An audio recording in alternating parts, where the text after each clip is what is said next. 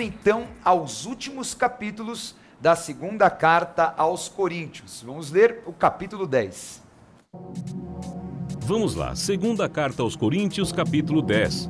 Porque, embora andando na carne, não militamos segundo a carne, porque as armas da nossa milícia não são carnais, e sim poderosas em Deus, para destruir fortalezas, anulando nós sofismas e toda altivez que se levante contra o conhecimento de Deus, e levando cativo todo pensamento à obediência de Cristo, e estando prontos para punir toda desobediência, uma vez completa a vossa submissão. Porque não é aprovado quem a si mesmo se louva, e sim aquele a quem o Senhor louva. Bispo G, também em Gálatas, que nós vamos estudar na próxima aula, nós vemos o apóstolo Paulo falando sobre isso, sobre essa luta que existe entre a carne e o espírito. Essa palavra carne, muitas pessoas chegam à igreja e nós falamos das coisas carnais. Ao que se refere as coisas carnais? As coisas carnais, né, sarké no grego, são os valores humanos. São os valores que nós dependemos humanamente, né, e que são ligados aos nossos 5 sentidos. Então, tudo que se falar sobre carne são 5 sentidos em contato com o mundo ao redor e que trazem através deles as tentações. E a pessoa que cede a essas tentações desses 5 sentidos está cedendo a sua carne. Paulo afirma aqui que as nossas armas são espirituais, não humanas, carnais. Para anular 2 coisas aqui, aliás 3, né? Fortalezas, sofismas e altivez. O que é essa fortaleza que o apóstolo Paulo se refere? A palavra fortaleza é a palavra okiroma. E ela tem, assim, um misto, ela é muito engraçado, porque é algo que fortalece, não é uma fortaleza, muitas vezes a gente interpreta uma fortaleza, algo estruturado, com paredes. Não, é algo de formação de mente, muito fortalecido, muito equilibrado, é como que algo racional, mas muito mais do que racional, algo que é uma verdade humana e que ela é tão forte e sólida que não dá para de maneira alguma ir contra. Então o apóstolo Paulo fala isso, né, contra fortalezas, que são o quê? São mais do que sofismas, né? A segunda palavra que ele fala é sofismas, que são a sabedoria humana, que é também próximo disso. As fortalezas são coisas que não dá para alterar. Os sofismas são discutíveis, porque essa razão humana você pode, né, através de um ponto de vista, discutir ainda, mas também é uma razão humana. E a altivez são as situações às quais as pessoas impõem para as outras. Então são tudo ligado a palavras, a termos, a sentimentos, pensamentos, a razão em si. E algumas razões que são impostas, tipo assim, a pessoa vai aprender algo e fala, ó, é assim. Então a altivez nesse contexto é algo que você tem que aceitar que é desta maneira. Então a fortaleza é como se fosse um conceito humano e que ninguém pode alterar. Estabelecido, fundamentado, forte, sólido. Entendi. E aquilo que é a arma espiritual tem o poder para vencer isso. Isso.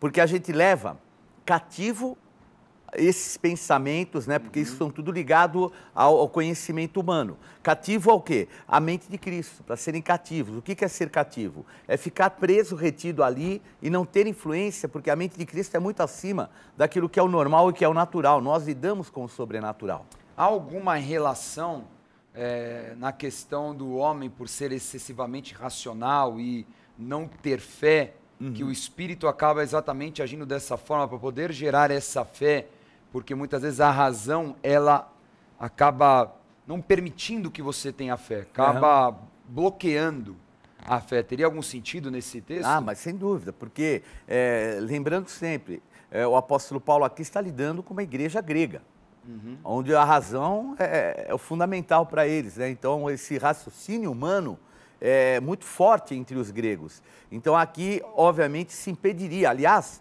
se nós olharmos espiritualmente, os 400 anos de domínio grego foi o domínio onde desapareceu a palavra profética. Porque o que é a palavra profética? É aquilo que nós falamos, é a loucura para os homens. Porque a palavra profética, ela traz à existência o que não existe. Então ela tem, vamos dizer assim, um conteúdo transformador, gerador, que a razão não permite. Então, por isso que a gente vê durante 400 anos esse silêncio e, obviamente, agora Paulo, levando a palavra aos coríntios, ele tem que falar, ó, vocês não podem ficar vinculados a isso caiu por terra diante da mente de Cristo. Bom, vamos lá, vamos agora ao capítulo 11. Vamos lá, segunda carta aos Coríntios, capítulo 11. Cometi eu, porventura, algum pecado pelo fato de viver humildemente para que fosseis vós exaltados, visto que gratuitamente vos anunciei o evangelho de Deus? E estando entre vós ao passar privações, não me fiz pesado a ninguém, pois os irmãos, quando vieram da Macedônia, supriram o que me faltava, e em tudo me guardei e me guardarei de vós ser pesado. A verdade de Cristo está em mim, por isso não me será tirada esta glória nas regiões de Acaia. Mas o que faço e farei é para cortar ocasião àqueles que a buscam com o intuito de serem considerados iguais a nós, naquilo em que se gloriam, porque os tais são falsos apóstolos, obreiros fraudulentos, transformando-se em apóstolos de Cristo. E não é de admirar, porque o próprio Satanás se transformou em anjo de luz. Não é muito, pois os que os seus próprios ministros se transformem em ministros de justiça, e o fim deles será conforme as suas obras. Nós vemos aí um tom de um certo desabafo do apóstolo Paulo, mas depois ele alertando também sobre o perigo dos falsos profetas. A minha dúvida, Bispo G, como identificar se alguém é um falso profeta? A identificação ela é muito fácil. Foi contra a palavra de Deus, pode tê-lo como um falso profeta, porque Deus não faz coisa alguma sem antes revelar aos seus servos os profetas. E a revelação de Deus, a plenitude dela está aqui. Então, por isso que a Bíblia fala que homens inspirados por Deus. Então, o falso profeta, ele pode ter até uma aparência de bem, ele pode ter, mas sempre é colocado, porque o diabo não consegue de maneira nenhuma imitar perfeitamente a Deus. Então, os falsos profetas, obviamente, induzidos por demônios, espíritos de adivinhação e assim por diante, de repente eles são sempre deixar uma marca. Agora, fala aqui porque nós temos que ser muito prudentes, porque as pessoas incautas, as pessoas imaturas, as que não se aprofundam na palavra, podem ser facilmente enganados, porque eles se transformam em anjo de luz. Então é esse o cuidado que nós temos que ter, por isso que Paulo, ele fala muito para nós nos fortalecermos do conhecimento da palavra. Então algumas pessoas ignoram isso. E é muito importante, principalmente para que nós não sejamos roubados e enganados pelos falsos profetas e as falsas situações que existem por aí. Então, a oração, é claro, ela é fundamental, o louvor, a adoração, mas a palavra ela é essencial para fortalecer esse relacionamento. Isso. E um dom que vem também através da palavra é o dom de discernimento de espírito. Agora, quando a gente fala de discernimento de espírito, a pessoa, às vezes, ela acha que é assim, que é um sentimento, um sexto sentido. Não. O discernimento de espírito, a palavra discernimento é a palavra diagnoses, que é da onde vem o termo diagnóstico, que é aquilo que o médico ele faz de um paciente. E o diagnóstico é feito pelo sexto sentido. O diagnóstico ele vê, ele aperta, ele fala, ele procura, ele fica sabendo, ele faz exames, ele traça depois um diagnóstico. Então, o próprio dom de discernimento de espíritos, que faz com que a gente identifique demônios, ele tem esse conteúdo de conhecimento. Não fica somente na inspiração, é algo que nós temos que buscar o conhecimento da palavra. Muito bem, vamos continuar lendo agora o capítulo 11. Continuando, são ministros de Cristo?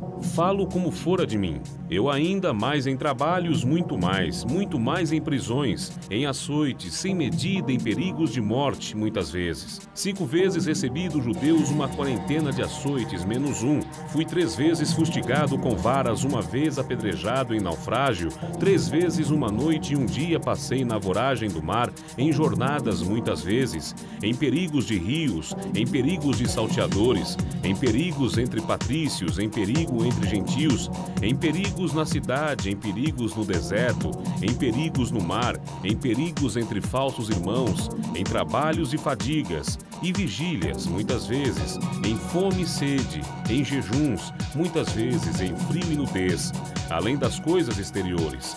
Há o que pesa sobre mim diariamente, a preocupação com todas as igrejas. Esse versículo demonstra que Paulo não era só um evangelista, ele pagou um preço para evangelizar, mas também ele era um fundamentador, né, de igrejas. Ele tinha muito forte o entendimento do que evangelizar é essencial, mas a igreja precisa ser estabelecida nos locais para que as pessoas possam continuar a receber o conhecimento, onde elas têm a comunhão que o Senhor ordena a bênção, onde tem a comunhão que repreende principados, potestades e dominadores. Então Paulo, ele nunca vai colocar de lado a importância da igreja. Infelizmente tem pessoas que acham que igreja, não precisa de igreja, não precisa ir para a igreja, para que igreja? Mas o apóstolo Paulo deixa bem claro, a minha preocupação maior, né, são as igrejas. Amém. Agora, Bispo G, ele fala de várias situações que ele enfrentou, né? Ele fala, por exemplo, sobre a tal da quarentena de açoites -1, que ele recebeu 5 vezes dos judeus. De judeus, ele deixa bem claro, né? Então era um castigo da cultura judaica. Sem dúvida. Né? O que é esse castigo? Esse castigo era dado segundo a lei, era uma penitência, e ele só poderia ser aplicado uma vez. Então a quarentena, 40 chicotadas, seria só uma vez. E o que eles faziam, né, os fariseus? Eles davam 39, era 40 menos uma. Então eles deram 5 vezes 40 menos uma, quer dizer, eles nunca completaram a quarentena. Entendi. Então vejam que malignidade, né? O que era o conceito deles distorcerem a lei. Então eles não deram uma quarentena, eles deram 4, 5, 40 menos 1. Quer dizer, olha, nós não cumprimos, pela lei podemos bater mais em você. Quer dizer, totalmente fora do contexto, né? E essa era a marca da religiosidade. Boa parte daquilo que foi narrado aqui pelo apóstolo Paulo está comprovado no livro dos Atos dos Apóstolos. Então veja nessa tabela agora, vamos mostrar 3 tabelas. Então, ó, a primeira tabela, você vê as passagens do lado esquerdo. Então, ó, ele passou pela conspiração em Damasco, né? Damasco tentaram matá-lo. Expulsão de Antioquia da Pisídia. Tentativa de apedrejamento em Cônio. E aí sim, apedrejamento, ele quase morreu em Listra. Açoites com vara e prisão em Filipos, né? Aquela história até que as paredes da prisão caíram, né? E o carcereiro foi salvo com toda a sua casa. Depois nós vemos na próxima tabela o tumulto em Tessalônica. Depois a expulsão. Vamos lá? Mostrar aí a segunda tabela. Maravilha. Tumulto em Tessalônica. A expulsão de Bereia, foi expulso da cidade de Bereia. Conspiração em Corinto para matá-lo. Quase assassinado em Éfeso, uma grande bagunça, né, no tumulto. E uma nova tentativa de conspiração para matá-lo em Corinto. E agora você vai ver na próxima tabela mais alguns sofrimentos, que sofrimento não para, né? Quase morto em Jerusalém. Foi preso em Cesareia 2 anos e julgado, né, por vários reis. Também em Roma, ele ficou no mínimo 2 anos, que é o que dá a entender por Timóteo. Naufrágio perto de Malta, mordida de uma víbora em Malta, depois de tudo, né, que tinha acontecido. E tudo indica que ele mesmo fala na segunda carta ao Timóteo que ele seria executado como um criminoso, e segundo a tradição, realmente ele foi. Então tá aí, ó, o preço pago pelo apóstolo Paulo. Ele, curiosamente, nessa carta, ele não tinha o costume de ficar falando muito de pagar o preço, mas aos Coríntios, ele, na segunda carta, ele falou, né, no capítulo 4, capítulo 6, capítulo 11, para chamar a atenção mesmo, falar, olha, o preço que tem sido pago para que o evangelho chegue a lugares tão distantes, ainda mais num prazo tão curto, né, Bispo G, de 25 anos, é porque realmente o homem tinha que ser muito forte. Eu imagino o que o diabo queria parar esse homem, né? E como ele não conseguiu. Então, para nós entendermos a estrutura espiritual de Paulo, em termos de jejum, de oração, quer dizer, ele deixa toda a estrutura, principalmente a carta aos Efésios, uma carta tremenda, mostra o quanto ele era um verdadeiro apóstolo, um homem que ia diante de todas as situações e avançava. Quer dizer, era uma época que o cristianismo não tinha uma estrutura de intercessão, de oração, como tem hoje. E vejam que ele passava, as situações que ele passava e conseguiu escapar e implantar o evangelho no mundo inteiro. Nós estamos estudando a segunda carta aos Coríntios. Vamos agora ler o capítulo 12. Vamos lá, segunda carta aos Coríntios, capítulo 12. Se é necessário que me glorie, ainda que não convém, passarei as visões e revelações do Senhor. Conheço um homem em Cristo que há 14 anos foi arrebatado até o terceiro céu. Se no corpo ou fora do corpo, não sei, Deus o sabe. E sei que o tal homem, se no corpo ou fora do corpo, não sei, Deus o sabe. Foi arrebatado ao paraíso e ouviu palavras inefáveis, as quais não é lícito ao homem referir. De tal coisa me gloriarei, não porém de mim mesmo, salvo nas minhas fraquezas. Pois se eu vier a gloriar-me, não serei nécio, porque direi a verdade, mas abstenho-me para que ninguém se preocupe comigo, mais do que em mim vê ou de mim ouve. É para que não me ensoberbecesse com a grandeza das revelações. Foi-me posto um espinho na carne, mensageiro de Satanás para me esbofetear, a fim de que não me exalte. Por causa disto, 3 vezes pedi ao Senhor que o afastasse de mim. Então ele me disse, a minha graça te basta, porque o poder se aperfeiçoa na fraqueza. De boa vontade, pois, mas me gloriarei nas fraquezas, para que sobre mim repouse o poder de Cristo. Muito bem, Bispo G, nós colocamos aqui que a carta foi escrita por volta do ano 57. Essa carta, a segunda carta aos Coríntios. A gente faz menos 14, dá 43. Seria o ano 43. Então, é isso mesmo? É, 43. Então, seria antes ainda da primeira viagem missionária. Então, vamos colocar aí por volta de 3 a 4 anos antes da primeira viagem missionária. Então, o momento que ele estava em Antioquia. Isso seria um cálculo cronológico. Nós não temos, assim, plena exatidão, vamos colocar assim, 99% de chance de ser isso mesmo. Né? E ele tem essa visão, ele não fala que foi ele diretamente, ele coloca numa terceira pessoa, talvez para não dar um tom de soberba, mas o que se entende é que ele foi arrebatado, então ele teve uma visão celestial, ele foi levado até o terceiro céu. O que é esse tal de terceiro céu? O que é esse negócio de céus? Né? Para quem está em casa, né? Eu não entendo o que é isso. Né? Eu perdi aquelas aulas do começo, né, da nossa temporada. Vamos explicar o que é esse tal de terceiro, 3 céus. Bom, quando nós falamos de terceiro céu, nós não estamos falando de um céu físico, nós estamos falando de regiões celestiais. Então, o que seria? Se existe um primeiro céu, segundo céu, terceiro céu, obviamente tem um terceiro, segundo e o primeiro. O primeiro céu é aonde estão os anjos caídos, quer dizer, é a dimensão nossa física, aonde está mesclado o mundo espiritual com o mundo natural, dia a dia nosso, ao nosso redor.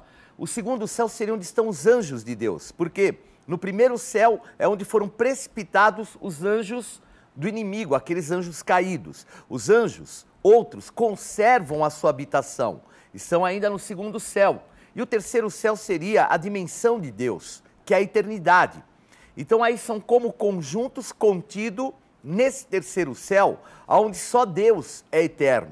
E nessa condição, nós vemos que essa é a condição que nós devemos chegar. E o apóstolo Paulo, ele teve essa experiência de ser arrebatado e alcançar esse terceiro céu. Quer dizer, estar na presença de Deus, ouvir palavras que não dão nem para serem expressas, palavras inefáveis, como ele coloca, e nós vemos que essa experiência foi muito próximo dele escrever a carta aos Efésios, que é uma carta de guerra espiritual, muito baseado naquele que é esse contexto do terceiro céu. Então nós vemos isso o quê? A dinâmica espiritual e o entendimento que Paulo tinha. Isso é muito importante para a gente conhecer e saber que a nossa guerra é assim. Você ora, você intercede, você jejua. Essa atmosfera onde jaz o maligno é rompida, os anjos de Deus entram, agem, interferem. Por quê? Porque a tua condição é no terceiro céu, à direita do Pai, nas regiões celestiais, em oração, e o Senhor Jesus intercede por nós e envia os seus anjos. Bispo G, após isso, por aquilo que ele recebeu, ele fala também que acabou recebendo um espinho na carne. Que seria o quê? Uma tradução próxima de uma enfermidade física, alguma coisa na carne dele que o feria, que o deixava, né, assim, talvez mais temeroso, né, limitasse para que ele não fosse uma pessoa arrogante, altiva, algo que até o abatia, ele falava, né, algo que assim, eu pedi para Deus tirar por 3 vezes e não tirou. Então ele tinha algum tipo de enfermidade, alguma coisa que o abatia, esbofeteava e assim por diante. O curioso é que, se era realmente uma enfermidade física, que é o que dá a entender, ele não morreu dessa enfermidade. Com certeza. Ele carregou, ele morreu martirizado, você sabe, né? Então, isso é um ponto aqui muito interessante. Agora, o que será que é esta enfermidade? Esse é o ponto de discussão. Então, nós vamos ler uma parte de Gálatas, porque tem alguns estudiosos que acreditam que era uma enfermidade nos olhos, né? Vamos ler então por quê? Porque ele teve a visão antes da primeira viagem missionária. Como a Galácia foi o primeiro local onde ele abriu igrejas, e ele escreveu também uma das primeiras cartas, então já subentende-se que ele teve essa relação dessa enfermidade. Então vamos ler alguns trechos da carta de Gálatas para compreendermos exatamente sobre essa enfermidade de Paulo.